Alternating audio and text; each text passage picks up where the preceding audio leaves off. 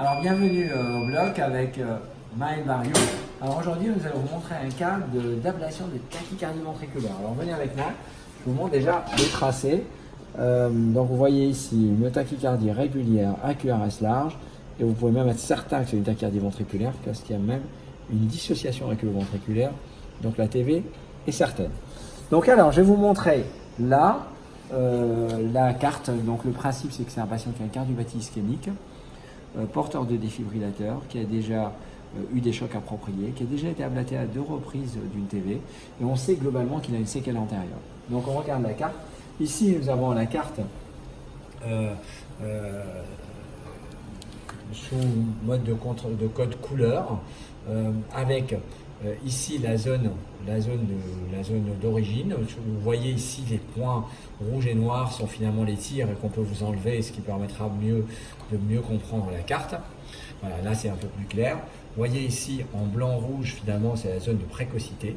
Et puis les différents codes couleurs, ça passe par le jaune, ça passe par le vert et ça revient par le bleu et le violet. Donc vous voyez bien, et on peut vous montrer sous mode de carte de propagation. Et vous voyez bien que ça tourne et il y a une zone de conduction lente ici et ça ressort ici. Donc il y a une zone de conduction lente et un point de sortie quelque part par là. On va vous montrer donc l'endroit où on l'a ablaté et finalement on l'a ablaté ici.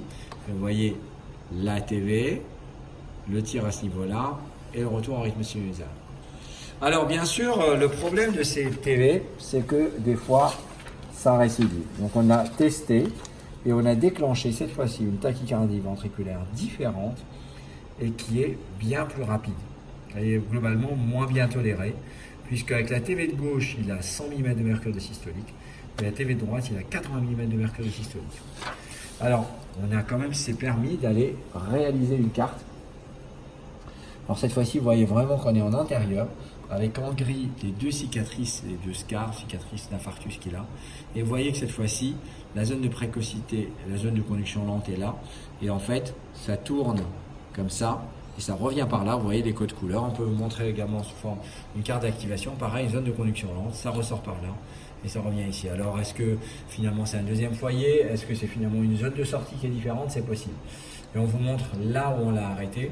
Pareil, on peut vous montrer, voilà, c'est ici sur cette photographie qui est finalement la zone qui était la zone que vous voyez ici sous mode de triangle. C'est ici qu'on l'a arrêté avec, vous voyez, la TV et le retour avec le sinusal.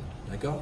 Donc, alors, j'espère vous avoir montré dans ce cas que nous avons ici finalement un patient porteur de défibrillateur qui fait des TV récidivantes et que l'ablation de TV permet de remettre en rythme sinusal et d'éviter les récidives. Alors, bien sûr, taux de succès, globalement, on m'a déjà posé la question, j'irai autour de 80%. Donc, merci à tout le monde. N'hésitez pas à partager, à liker cette vidéo et à bientôt. Ciao, ciao!